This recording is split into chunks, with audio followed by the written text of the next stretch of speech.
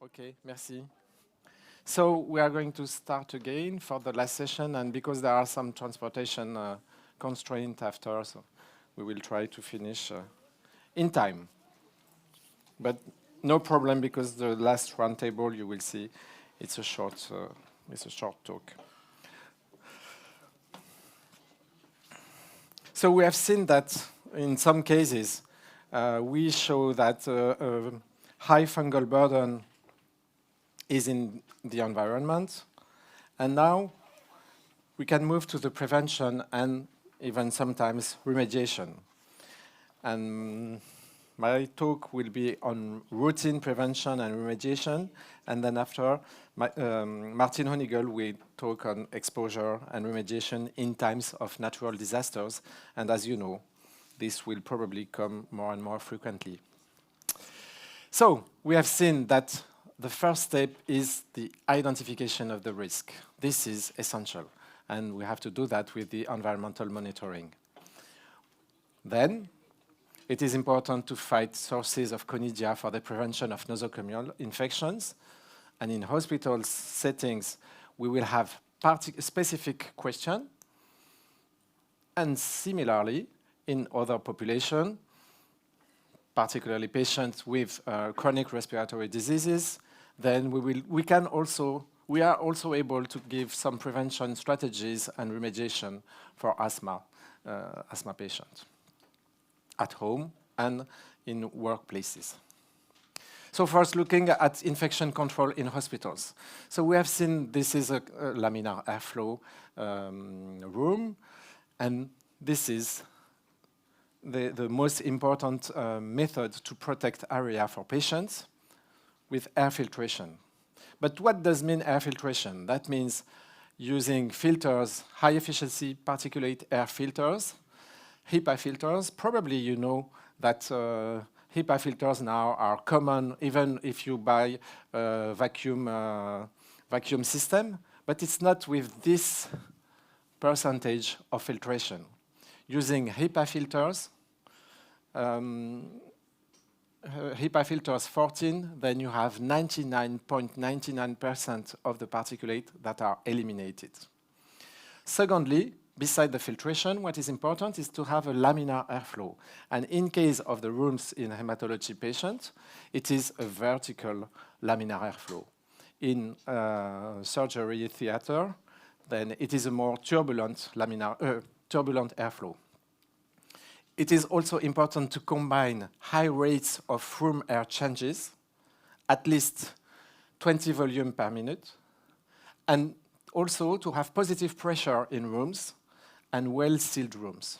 And this positive pressure is very important because perhaps you remember that during COVID, patients, because we didn't want that COVID spread all over the wards, patients were hospitalized in negative pressure rooms. And this was risk factors to have higher fungal contamination in these rooms. And besides that, we have to think that the room is inside a ward, and there is a need for the optimization of air treatment. That means a favorable architectural organization of the building with different double outdoor entrance, positive pressure, sealed rooms, and SAS before the entry in the room, guidelines for cleaning procedures, and once again, we have to choose the good biocides to do efficient fungal elimination. And of course, there are different things that are not allowed in this room with protected with air filtration: flowers, plants, cardboards, and not not more than one people for medical staff, even for family, in the room, because then if you have many people that enter in the room, the risk of higher burden is possible. There is an alternative to air filtration. It is air purification. So this is more recent, and this technology is under the name of immunaire and plasma technology. And this technology uses original plasma reactor with amplified electrostatic fields. And this allows the destruction of all viable microorganisms. How does that work? You can see that the patient is under the system, the room air is sucked in, then there is a purification with the plasma reactor, and then there is a uniform clean airflow under the device. And in this case, what is proposed is more than 200 air changes per hour. So that means under immunaire, air purification, you have a high level of sterility of air, similar as air filtration. And it is also possible to have mobile devices. This is the plasma, and I took an example of one evaluation in Dijon Hospital. So we have to take care using this mobile device because, okay, it decreased the burden of the fungal disease, of the fungal load, sorry. But if you look the fungal load, so in rooms with plasma and in case of no air treatment, so we have less fungal colonies. But the problem is that there is a decrease, but there is still an exposure. We have also evaluated the system, the immunar system, and we have published that a few years ago. And in this case, the quality of air is similar to laminar airflow. So it is the same technology, but take care, because here you have a real protected area. Here it is a possibility to decrease the fungal load, but not to be at zero. This is for air. Regarding food, so I hope that you enjoyed French food, French cheese. And the problem is that regarding immunosuppressed patients, what can we do? Do we have to avoid contaminated foods? This is not so simple because to obtain a sterile protective isolation should be associated to dietary restrictions with sterile diet or low microbial diet. But you know that this is, for the quality of life of the patient, this is not so good. And if we look at this old paper published in the New England Journal of Medicine, the author said, please don't eat the salads to the immunosuppressed patient in hematology world. Why? Because salads were contaminated with bacteria, but with also fungi. So we try to evaluate some alternatives because avoiding foods is not so easy for patients. So what kind of disinfector procedures can we use? Thermic procedures, chemical procedures, and here I give you some examples of one experiment on liquid disinfection. You can see that if you, in a very British way of life, you use tea and you know that tea powder is massively contaminated by fungi, by spores, even when you use hot water at 60 degrees or at 100 degrees, you can see that there is no differences in terms of fungal load compared to the control in yellow. Okay? If you freeze foods, because sometimes we propose to freeze in order to prevent parasitic diseases, for example, but regarding spores, it's not possible. You still will have a high fungal load. So only different ways allowed the absence of contamination by spores.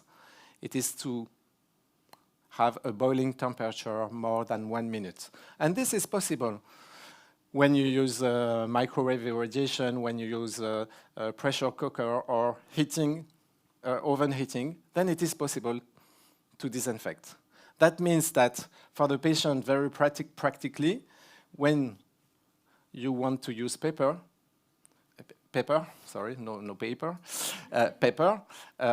it is forbidden to give pepper on the plate. But if it's included in the meal, and then after that it is sterilized, then no problem. And this is really important to give such information. Regarding prevention in case of constructive works, it is really important to have prevention measures with protection, insulation of construction areas, sealed windows and doors, and modification of flows. You can see here, sometimes we are obliged to close the doors, etc. And outside, now it is usual to have site watering during the demolition, and also to use rubbish chutes closed. You can see here that. And also covered skips in order to avoid clouds of spores. Regarding indoor contamination and chronic respiratory diseases, once again, I think now it's time to think of prevention. And I like this editorial because in this editorial, the question was risk factors for asthma, is prevention possible? And here in this paper, the author said that there is a need to develop primary prevention measures that are effective in reducing the prevalence of asthma worldwide, and such as reducing indoor and outdoor air pollution. And when we look at what we call air pollution, you can see that we have different things such as smoking, such as endotoxins, etc. But of course, we can see here molds. So this is a real challenge to fight against mold exposure. And what molds? We have seen nice presentation before.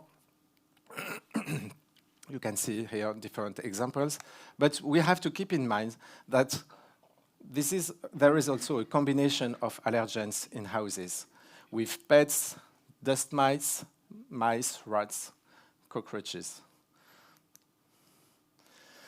So, mold growth is favored by dampness in dwellings. This is one of the first prevention measures. It is to avoid humidity, and Sandrine Giraud showed that this morning with xerophilic, intermediate, and hydrophilic molds, depending on the level of humidity in the houses. And here is a result of a WHO report, and you can see the level, the percentage of moldy houses in Europe. And you can see that in most of the countries, the level of moldy houses is between 15, 20 to 30, 35%. If we look in France, for example, we are here. So that means a huge number of dwellings that are contaminated, that are humid and possibly contaminated. That's why we have recently published an editorial that the title of this editorial was "It's better to prevent than cure," as you mentioned this morning, Rina. And we have to take into account two different situations. First, what is the impact of fungal exposure on naive lung? The problem is that fungal exposure can trigger asthma, ABPA, or SAFs, sensitization, severe asthma. Yes, thank you. And in case of damaged lung, then prevention allows the prevention of exacerbation and of poorly controlled asthma. And what are the strategies we can develop if we want to prevent the exposure in patients with, not in patients, but in individuals with a naive lung? Then there is mainly one strategy. It is minimizing environmental exposure. Because here, in this case, we are not going to prescribe antifungals, of course, no more biologics, and we don't have data. In case of damaged lungs, so here we are faced to patients with chronic respiratory diseases, then here we have now new data on the maintenance therapy with antifungals and also with biologics, but minimizing the environmental exposure is still very important, a very important strategy. And if we look at the side effects of this strategy regarding antifungals and biologics, we have to remember that, of course, using oral azoles, but even nebulized amphotericin B, this can lead to resistance. And regarding biologics with anti-IL-5, anti-Th2 molecules, such as anti-IL-6, anti-IL-13, now they are widely used by our colleagues from pulmonology wards, then we have a risk of toxicity and of drug-drug interactions. That's why using the strategy of minimizing the environmental exposure can have a very interesting impact regarding environmental remediation. And what is really important is to work on the behavior and of self-management in dwellings. That means education. And what can we expect? A better quality of life with less symptoms, better physical ability and lung functions, and also decrease the cost of asthma. In a country like France, asthma is one of the highest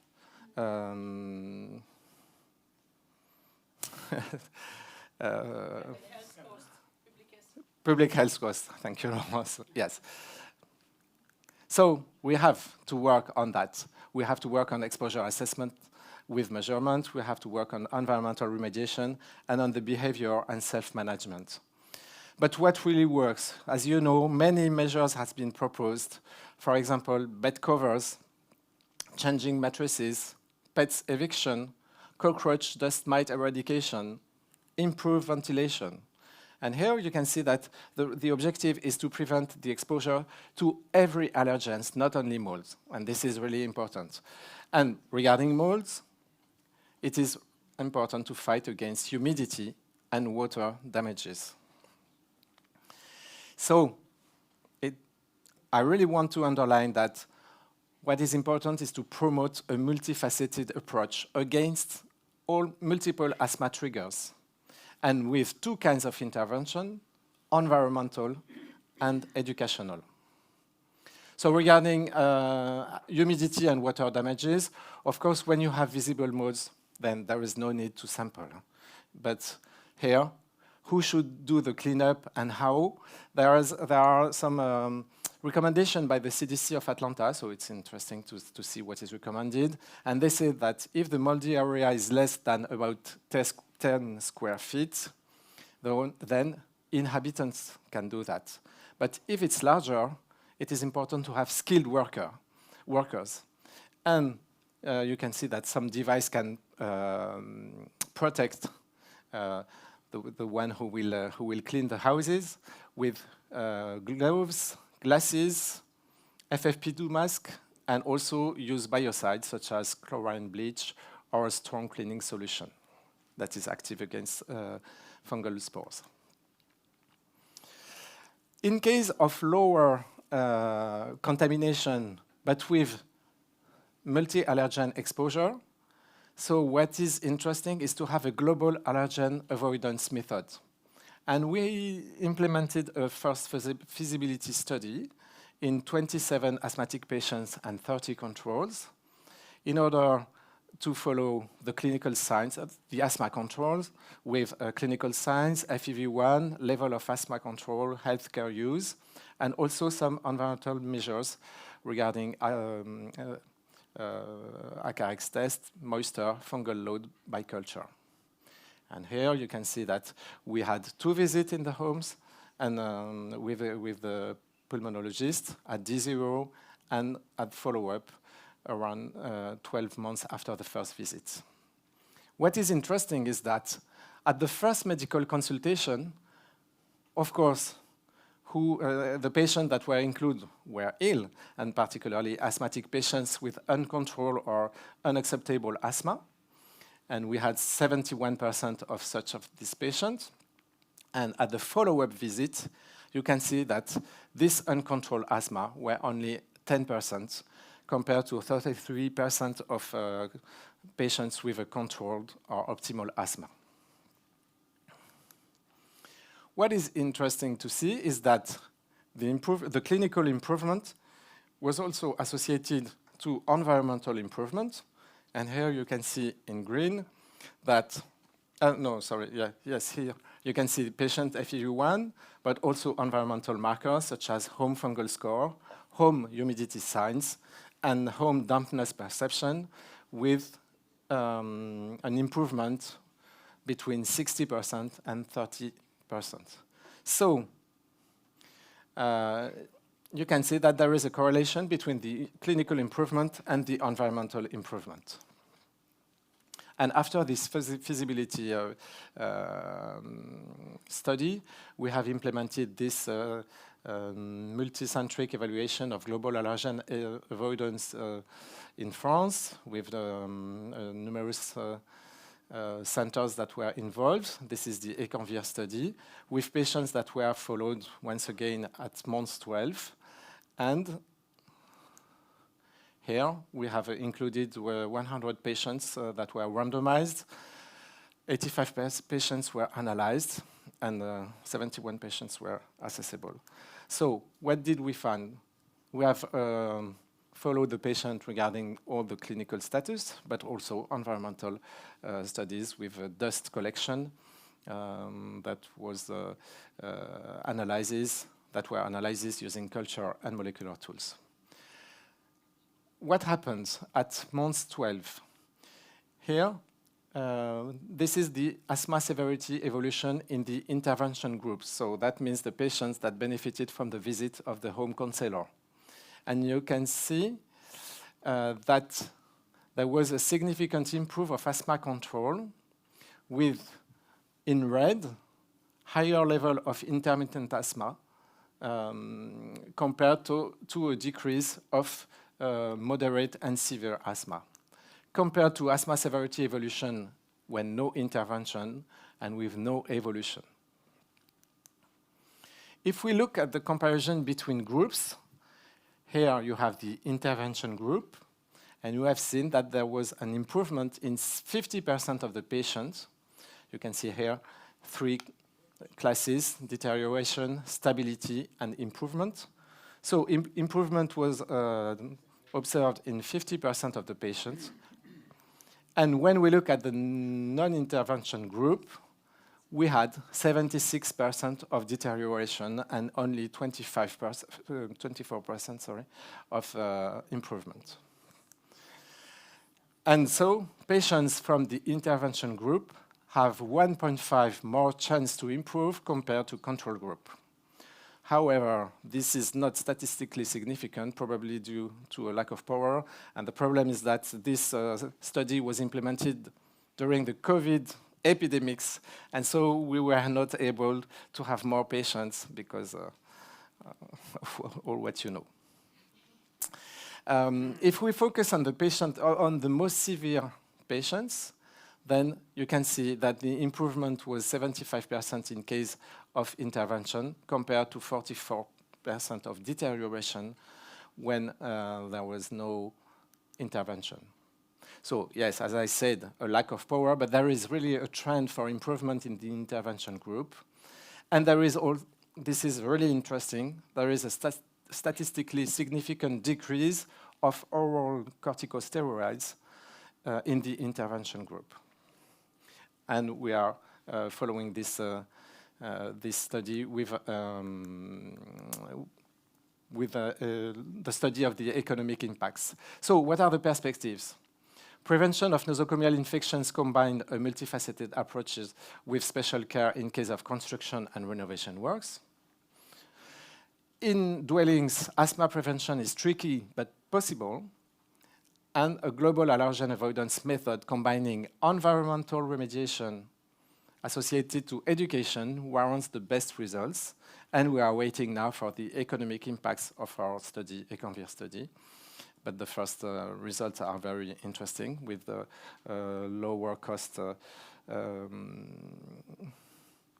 regarding asthma management of this patient.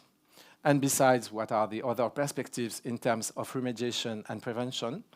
First, regarding occupational exposure, probably it is important not only to look at the microbial contamination, but at the combination of microorganisms but also toxics and chemical.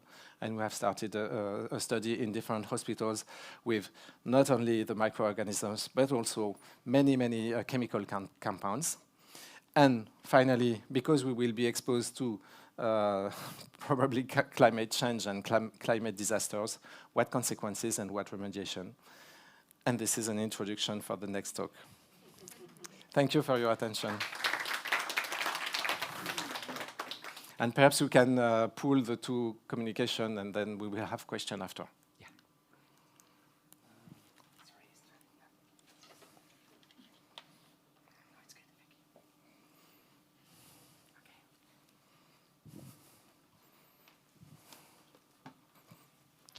Thank you. Just waiting for the presentation to come up. Yeah. Perfect. Okay. So towards the end of the meeting, I think it's a really interesting topic. At least it's interesting for me, and I hope I'm enthusiastic enough to make this also interesting for you.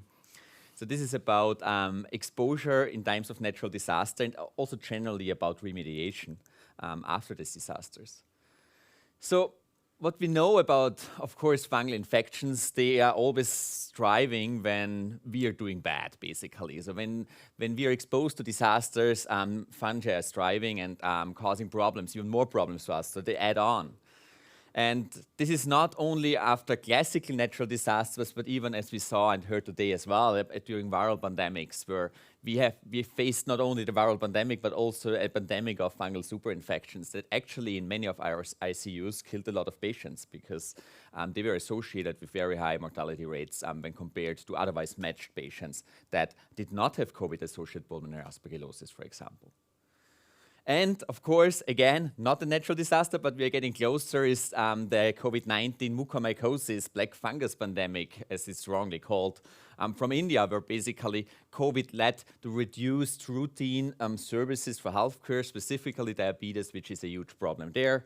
Much more non-diagnosed new diabetics and also less controlled patients with known diabetes, so much more uncontrolled, much bigger pool of uncontrolled diabetes out there. And then together with the fungus who caused, of course, also some immunological mechanisms that predispose these patients, we had suddenly this huge increase of mucormycosis cases basically during COVID-19 versus before.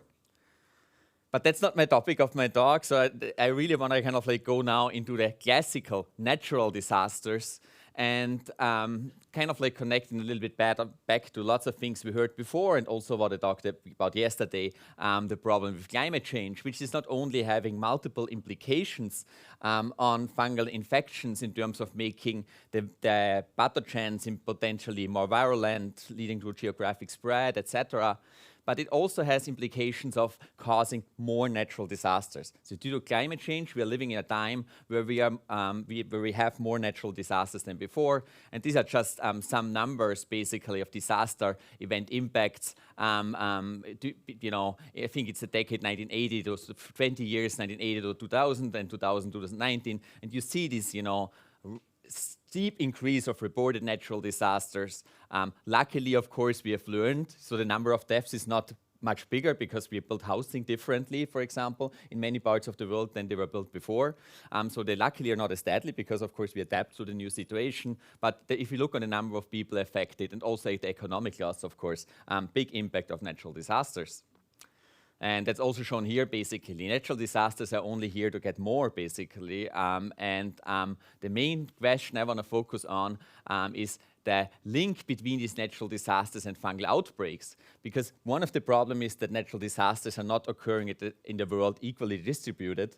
And in some of the richer areas that are better in even recognizing or diagnosing fungal infections, much fewer natural disasters occur. Of course, this is an interplay. So that's definitely still an area where we need much more awareness and where we also do some work now together with WHO as part of some projects where we want to kind of like raise the awareness worldwide in this topic.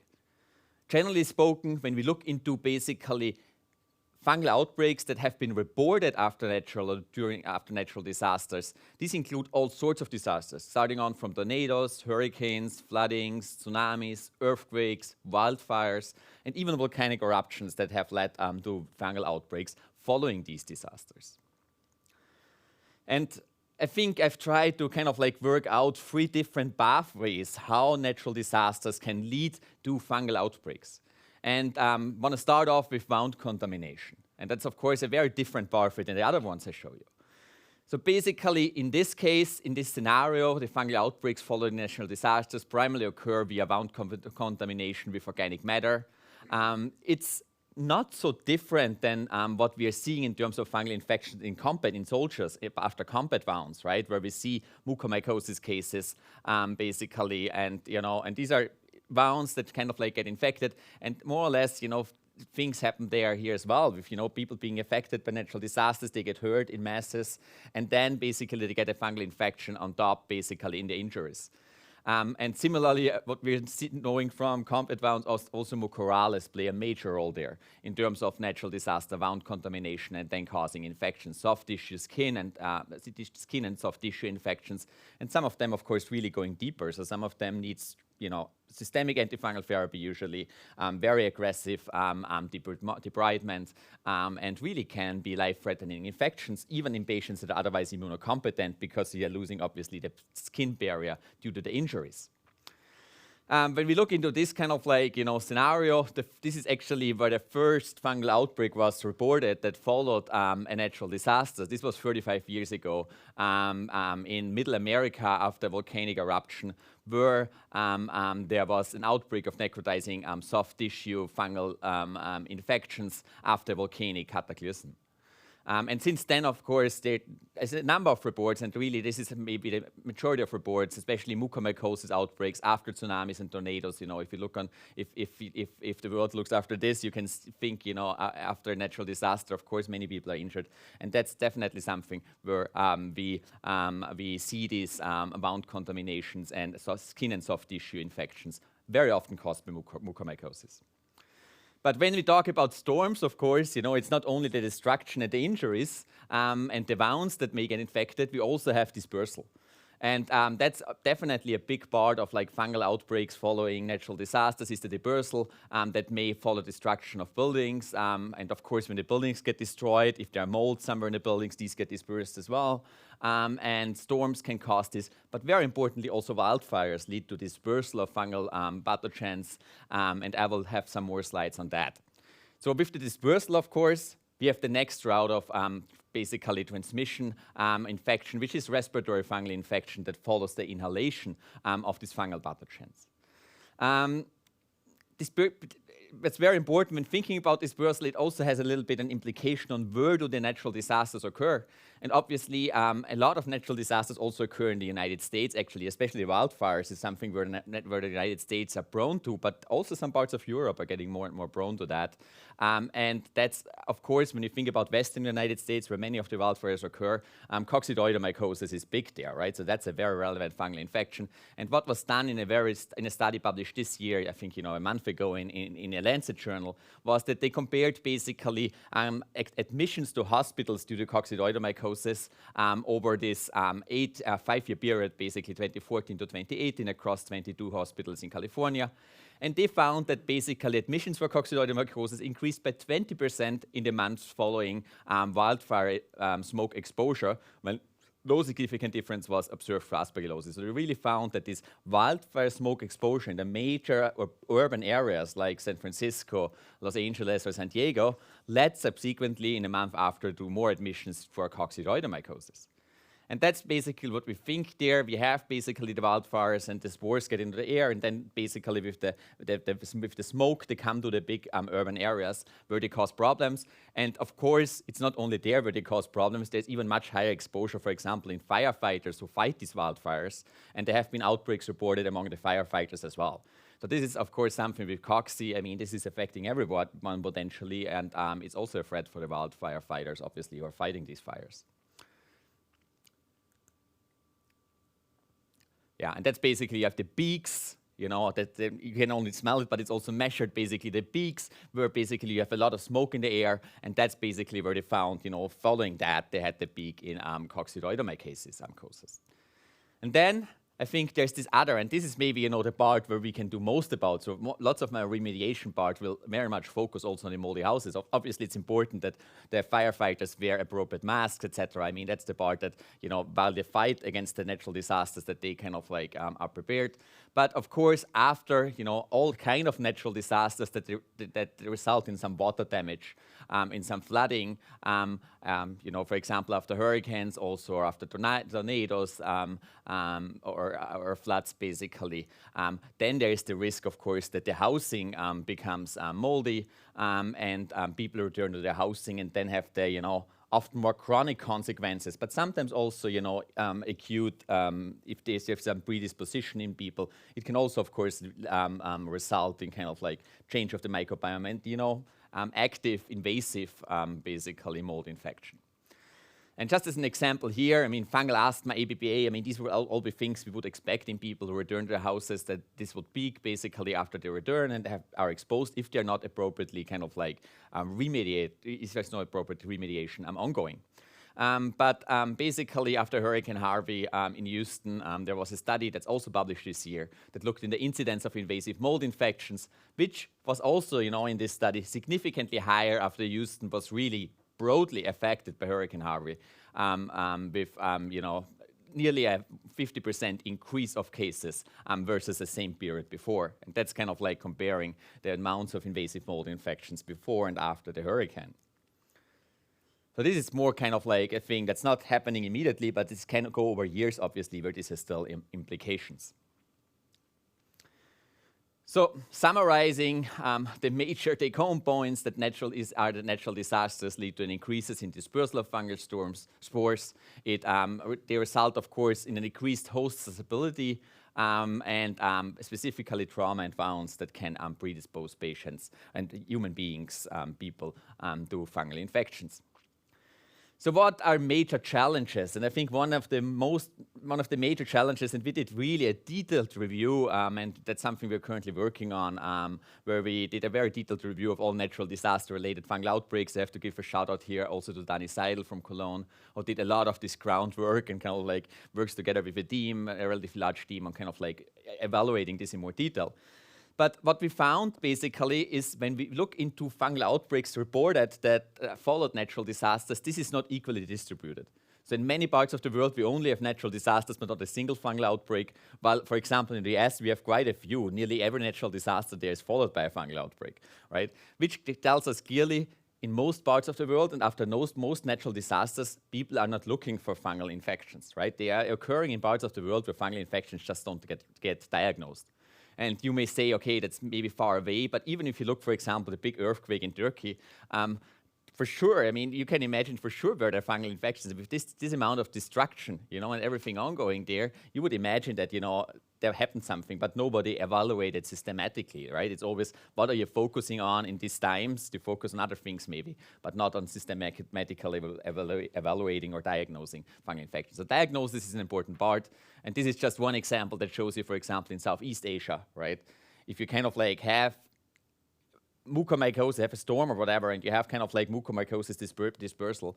If there's a wound infection, they may be able to diagnose it in some parts, but as soon as this goes towards pulmonary infections, in many parts of Asia, they're not doing a lot of bronchoscopies. So it really kind of like will not get diagnosed early, as shown also in India, where they may have more sinonasal cerebral forms of mucormycosis, but still all the pulmonal and gastrointestinal form, and that's what my colleagues tell me there from the better hospitals, they usually don't get diagnosed.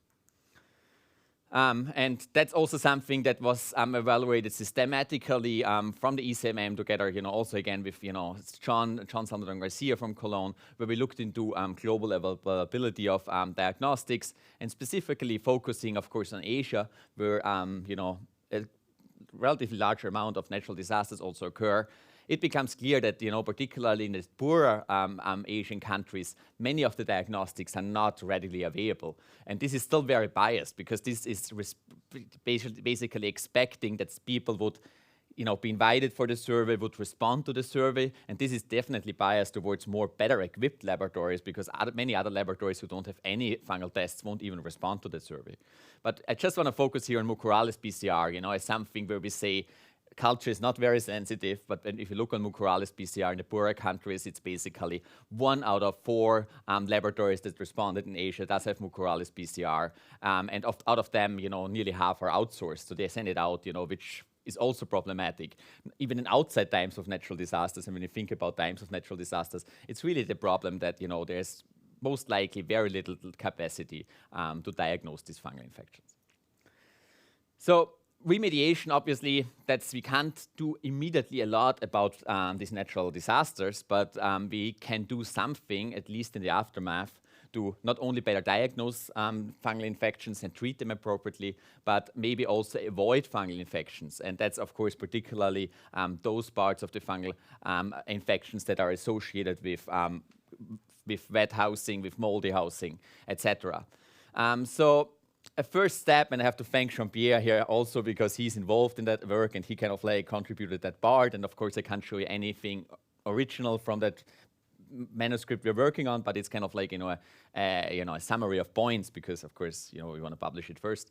But I try to kind of highlight a few things. So the first step in flood damage assessment is always the observation of visible fungi on the walls of the buildings following, of course, water damage, for example, after hurricanes and tsunamis.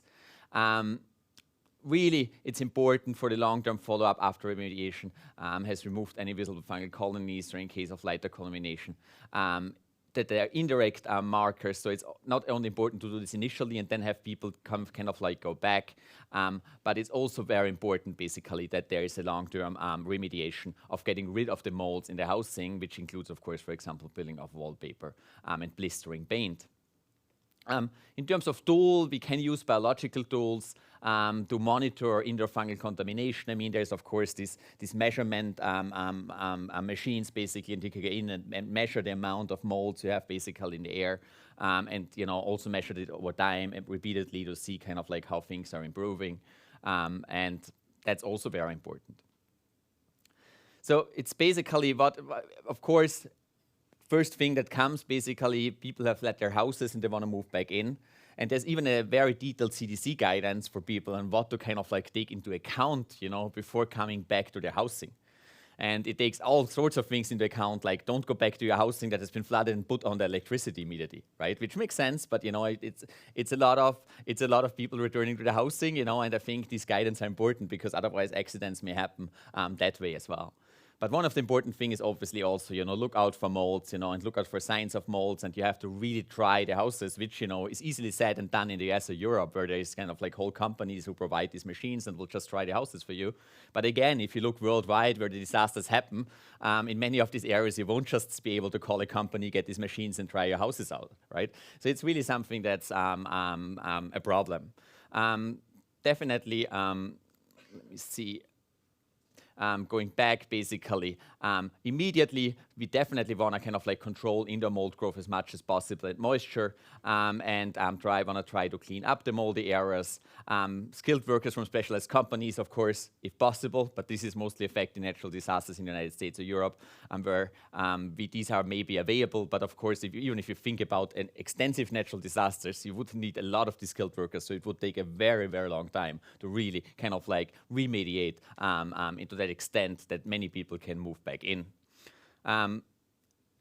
Of course, you also need to protect the workers. I think that's a very important part, right? So even those who are sent in and are kind of working on getting rid of the mold basically need to be protected in terms of wearing gloves, glasses, and also FFP2 masks, for example. And you want to use kind of strong biocides that may kind of not be possible, of course, while people live in, so people have to stay outside until kind of their home is ready for them to move back in. Generally, it's always physical methods, basically intensive cleaning, repairing water leaks, etc., that come together basically with education-based methods that really basically want to help to adopt behaviors of the people, because it's not enough to kind of clear it out one time, because some things may happen again, or you may have overseen something. So people need to be on lookout for other signs that may occur over the next time of basically molds. So that's the educational part that's very important. And of course, getting rid and trying out is important, but that's of course sometimes challenging. So I think my take-home message here is that natural disasters lead to increases in dispersal of fungal spores, they lead to increased host susceptibility, and they also lead to trauma and wounds that basically predispose people to become, to get superficial or skin and soft tissue infections with fungal pathogens. Generally, I think one thing that's definitely needed on a worldwide level is to increase the awareness regarding fungal outbreaks following natural disasters. And in line, of course, increase the diagnostic options to even be able to detect these fungal outbreaks, particularly in low and middle income countries. So that's really something where we hope that the WHO will continue and maybe increase the work with us to really kind of like work on this part and make this happen. And of course, you know, the one thing we can do and most easily do still, although it's also very challenging in these low and middle income countries, is the remediation after the natural disasters and avoid any further damage and any further outbreaks that may occur later following these disasters. And yeah, let's go to the round table. Yes, thank you. Thank you very much, Martin. And yeah, we have to be aware of what will happen. So do you have question on both talks? Yes, Malcolm?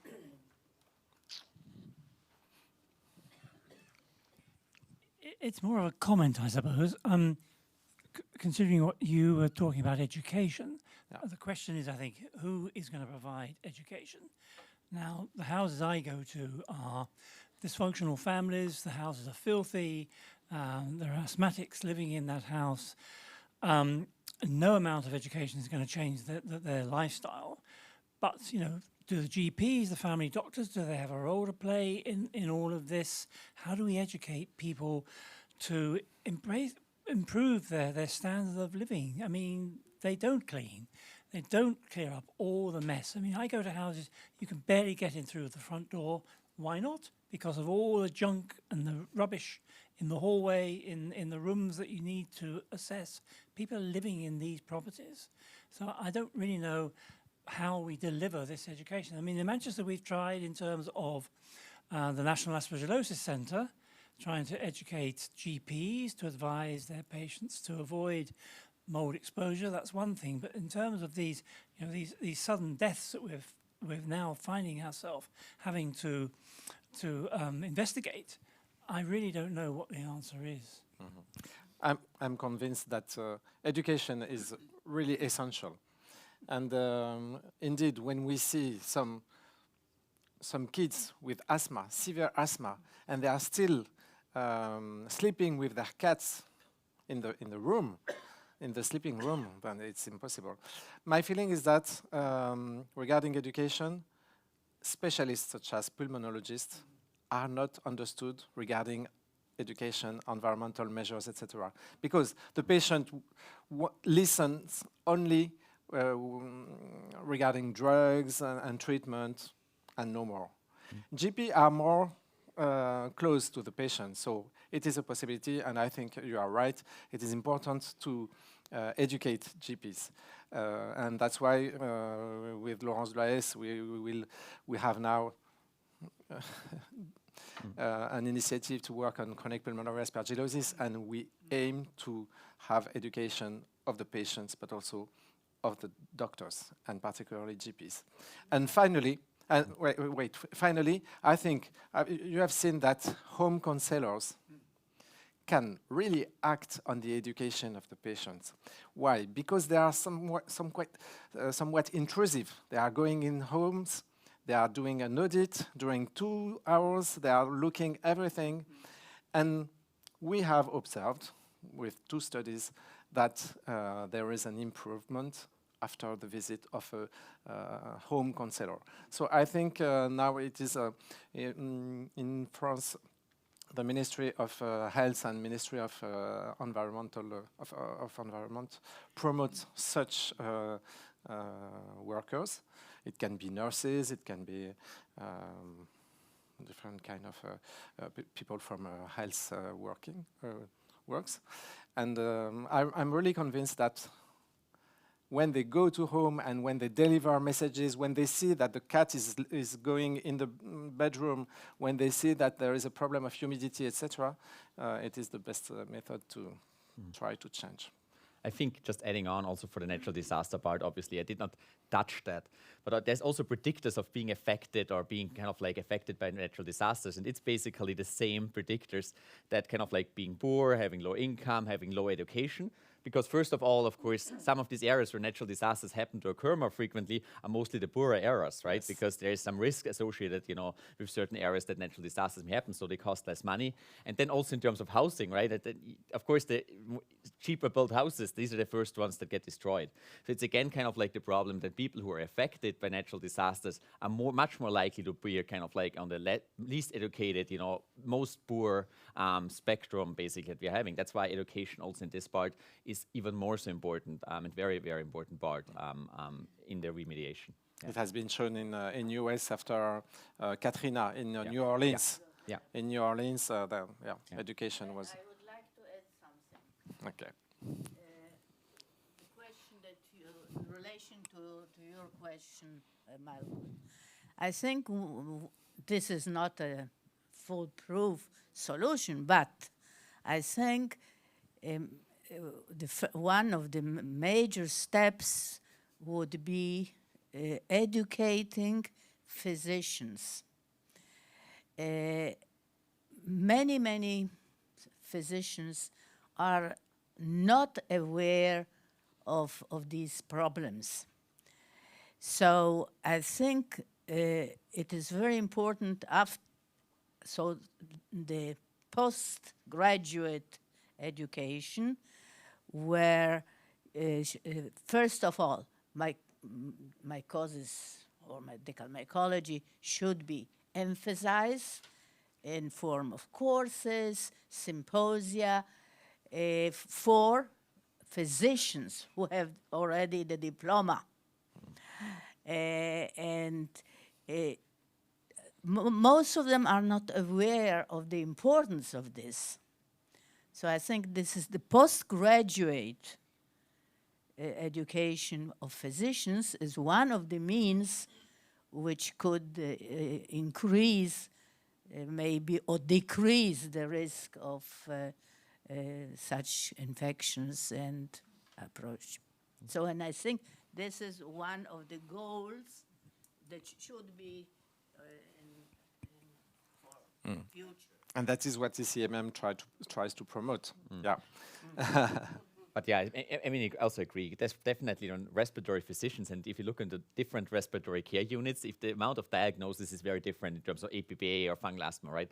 So there's not always in all respiratory medicine, it doesn't have a big role. So there's certain specialized centers that we have in Manchester, etc., and we try to build. So there's still a lot of work to do to raise the awareness there.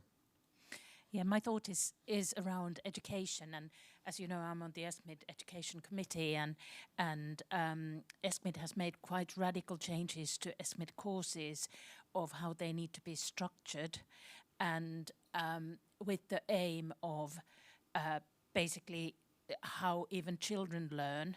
You don't try to teach mathematics to a child by giving them 1 hour lecture and sending them home. What you do, the teacher talks for 15 minutes, then they give you the calculations to do, then you talk about it, how did it go, and then you practice a bit more. So the principle of using the information, solving problem, putting it into action immediately after the information is key. And basically the whole aim, why ESCMID is changing educational symposia and the structure of everything is around the evidence, how unsuccessful our antimicrobial stewardship programs have been, because all the education has been done in vain because it hasn't led to behavior change. So whatever education we do, it has to lead to behavior change. And it's not done by setting up a website or talking to a GP. It is far more interactive. And I think this would be a perfect European or ECMM grant application to develop a spectrum of interventions.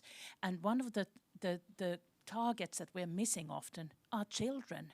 You go to schools, they are, they go home. It's the same with better nutrition or green thinking. You teach the kids we have to recycle. You teach the kids we have to have a veggie day. And the parents are like, okay, whatever. And they bring the parents with you. If the kids know you have to clean the house and dust is bad, they will react to it. So using that as one, yes, educating physicians, yes, but it has to be multifaceted. But also that team has to have an educationalist, a specialist, learning psychologist in the core of it, so that we can evidence that whatever we do leads to something, rather than we spend money and do something and we're proud of ourselves. Sorry. Yeah, completely agree. Have you seen, this is what we have written and published. I'm really convinced on that. Yeah, one question. Thank you, and also thank you for the presentation. I was just wondering, because there's a topic I'm even surprised no one really talked about, which is mental health. And if something I realized during the pandemic until now, and I think everyone with social media might have realized, the amount of movement of people going to clean houses of others for free. And what I realized is that despite the level of education, most of people also in these health situations in their houses are in poor mental health situations. So I think parallelly with education, which is for sure highly important, is to educate the parents and not to re-educate, but walk with them through their mental health issues. Because at least it's something I notice. I'm not a doctor, but I realize most of these homes are not just linked to educational issues, but mental health situations. Yeah, plays definitely all together, and undiagnosed mental health that's not taken care of, yeah, definitely, especially in the US when you think. I wonder if the team can put up Jean-Pierre's slides up again. There was the slide with the WHO data of dampness, the dampness in of homes. Yes, the green chart. I'm not sure. Are they awake? Hello. Yeah, I don't know if it's possible to go back. Okay, my point is that excellent. Click, click, click forward. Many slides forward. Maybe you remember your slides better. Okay, let Jean-Pierre take over. Yeah, it is after this one. Yeah. Look at the difference between the light green bars and the dark green bars. Single parent homes, and so that's where it's social. Yeah. Well, medicine has a social part in it. Yeah, but it's not going to be a sort of academic education. Yeah, you are right. And I said by Martin regarding this, natural disasters, so the social economic level is really important. But at the same time, developing standards for monitoring houses is massively important. And I think also to having cheap methods for, what the membrane way of collecting samples. Yes. For example, cheap, cheerful, easy, postable is excellent. There's another factor also. Okay. Can you move to the round table, please? The question of climate.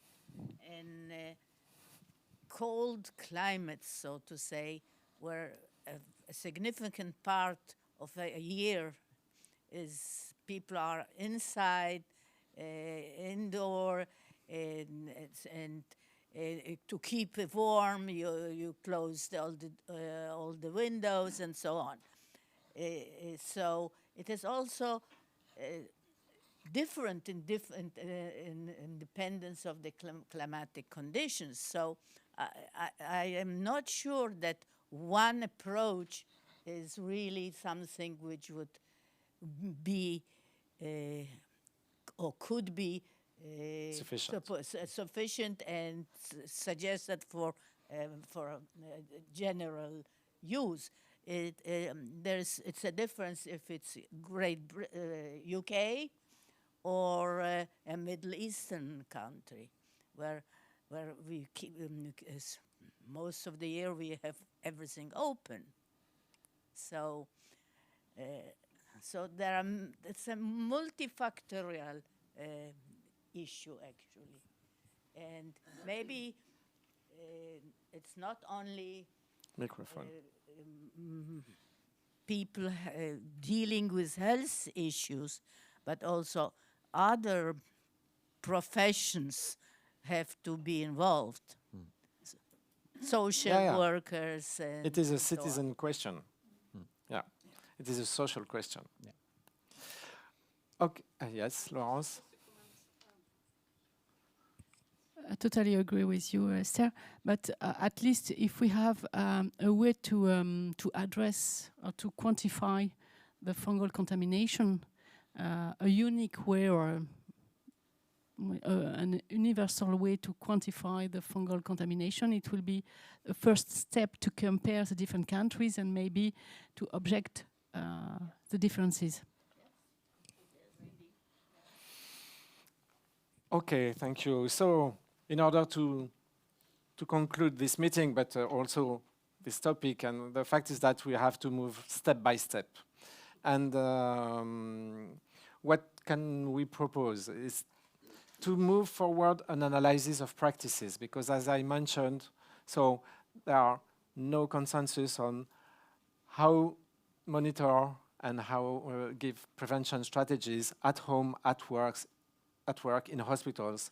What do we have to do during renovation and construction work, during natural disasters? The right question is where, when, and how. And it is far different between the different situations. And regarding monitoring of fungal exposure, but also prevention and remediation, the question we would like to propose you in this room, but also people online, but also via ECMM, ISHAM, EFISG, of course, and all who are interested to answer to a questionnaire. What are for you the indications of the environmental monitoring? In what locations? What sample, air, surface, dust? What sampling method? What culture media? I showed you during the previous talk that we will have different results depending on the culture media. What incubation time? What temperature? This is also important because we won't have the same diversity. What is the place of molecular tools? And until where do we have to go? To sequencing? I don't know. Perhaps for some studies, yes, but it is not possible to implement that as a social monitoring. And so ECMM with other medical societies wants to move forward to harmonization via international guidelines and consensus.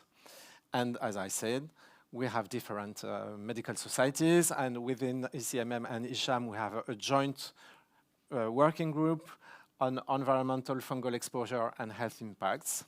But the methodologies still have to be defined. Is it a Delphi method? But as you have seen, we don't have answers for everything. So it's quite complicated. So perhaps it's more easy to have an expert consensus. And what could be the agenda is during the last trimester of 2023, we will try to design a questionnaire that will be sent to the participant of this meeting and of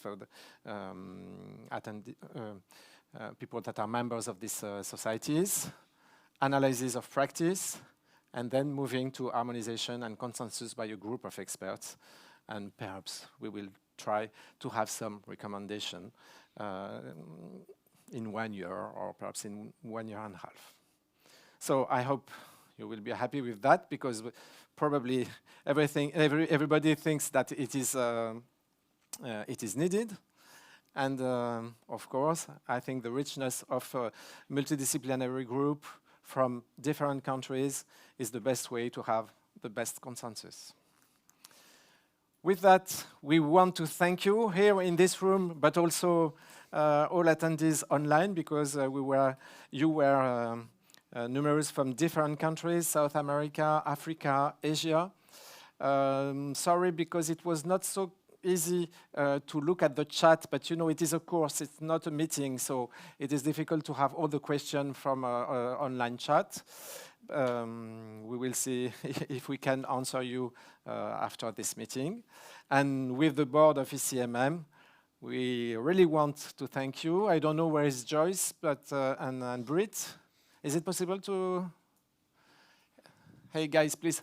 Is it possible to ask Joyce and Britt to come, please? Because we really want to thank Joyce for the organization. She's coming, I think, in 1 minute. Sorry. And we want also to thank the sponsors that help us to design this meeting. And so, yes, we can applaud Joyce and Britt and these fabulous guys that try to make everything perfect regarding the logistics and online connection. So thank you to Congress Care and to you. And thank you to all the audience. Yeah. So, Esther, do you want to say something? Yes, you always want to say something. Yeah. But that's good, that's perfect. Yeah. Well, don't worry, encore, yes. Well, first, I would like to thank the two of you. I think you did a great job. A wonderful program, very busy, very busy.